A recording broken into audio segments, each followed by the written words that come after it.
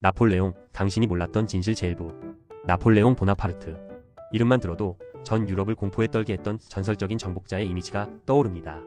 알프스를 넘는 백마탄 영웅, 프랑스의 황제, 그리고 내 사전에 불가능이란 없다라는 명언까지.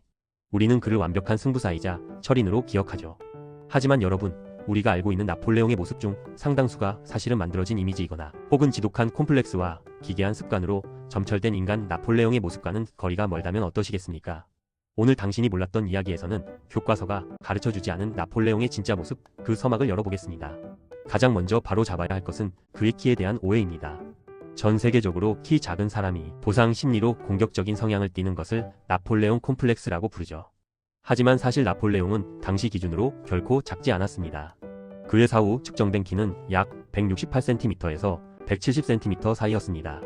18세기 후반 프랑스 성인 남성의 평균 키가 164cm였음을 감안하면 그는 오히려 평균보다 큰 편에 속했습니다. 그런데 왜 그는 단신의 대명사가 되었을까요? 여기엔 두 가지 결정적인 이유가 있습니다. 첫째는 단위의 함정입니다. 당시 프랑스의 단위인 푸스피오 유시는 영국의 인치보다 길었습니다. 프랑스 기록에 남은 그의 키 수치를 영국식으로 잘못 계산하면서 실제보다 작게 알려진 것이죠. 둘째는 영국의 지독한 캐릭터 암살이었습니다. 당시 영국 정부는 나폴레옹에게 공포를 느끼는 국민들을 안심시키기 위해 시사, 만화가들을 동원해 그를 아주 작고 소심한 아이처럼 묘사한 풍자화를 유럽 전역에 뿌렸습니다. 우리가 믿어온 역사의 상식 중 하나가 사실은 전쟁 중 벌어진 가짜 뉴스의 산물이었던 셈입니다. 자, 키에 대한 오해를 풀었다면 이제 그의 조금 더 내밀하고 기괴한 사생활로 들어가 보겠습니다.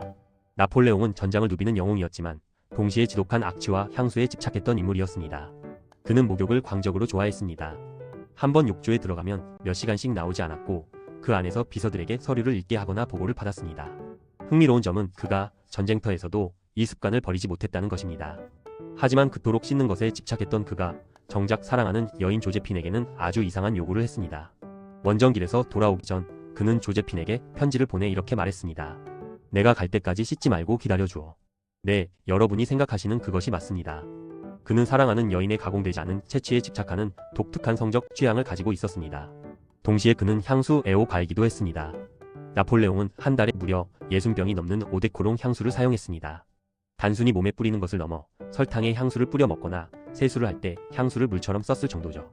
전장 특유의 피비린내와 화약 냄새, 그리고 본인의 독특한 체취를 감추기 위한 처절한 몸부림이었을지도 모릅니다. 여기서 더 나아가 나폴레옹의 건강 상태에 숨겨진 비밀을 들여다보면 그의 정복 전쟁이 왜 그렇게 급박했는지 힌트를 얻을 수 있습니다. 나폴레옹은 평생 지독한 위장병과 치질에 시달렸습니다. 우리가 흔히 보는 나폴레옹의 초상화 중 오른손을 코트 속에 집어넣고 있는 포즈를 본 적이 있으실 겁니다. 많은 이들이 이를 품격 있는 자세라고 생각하지만 사실은 위경련으로 인한 통증 때문에 배를 움켜쥐고 있었던 것이라는 설이 유력합니다. 특히 그의 패배를 결정지은 워털루 전투 당일 나폴레옹은 심각한 치질, 통증 때문에 말에 제대로 앉아 있을 수조차 없었습니다. 평소라면 전장을 누비며 예리하게 지휘했을 그가 그날따라 멍하니 지도를 바라보며 결단을 내리지 못했던 배경에는 이런 말 못할 고통이 숨어 있었던 것이죠. 역사의 물줄기가 한 영웅의 사소한 질병 때문에 바뀌었다는 사실은 참으로 아이러니합니다. 나폴레옹의 성격 또한 우리가 아는 이미지와는 딴판이었습니다. 그는 엄청난 워커홀릭이자 동시에 분노 조절 장애에 가까운 성격을 가졌습니다. 그는 하루에 단 3시간만 잤다는 전설로 유명하지만 사실은 낮잠을 수시로 잤던 토막 잠의 달인이었습니다. 그는 회의 도중에도 갑자기 소리를 지르며 집기를 부수기 일쑤였고 신하들에게 엄청난 양의 업무를 쏟아부었습니다. 하지만 그 이면에는 지독한 외로움과 결핍이 있었습니다. 그의 가문인 보나파르트 일가는 나폴레옹이 황제가 된 후에도 그를 끊임없이 괴롭혔습니다.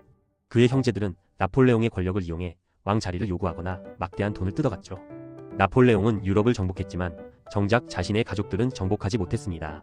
그는 편지에 이렇게 썼습니다. 나는 밖에서는 황제지만 집 안에서는 하인보다 못한 존재다. 이제 우리는 질문을 던져야 합니다.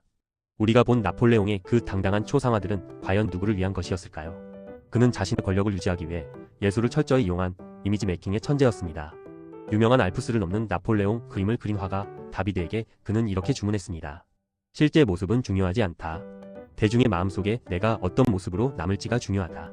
실제로 그는 알프스를 넘을 때 백마가 아닌 노새를 타고 갔으며 험난한 날씨 때문에 초라한 모습이었다고 전해집니다. 나폴레옹의 이야기는 여기서 멈추지 않습니다. 이제 막 서막을 올렸을 뿐이죠. 2부 예고입니다. 조제핀과의 파란만장한 러브스토리와 이집트 원정에 숨겨진 진실.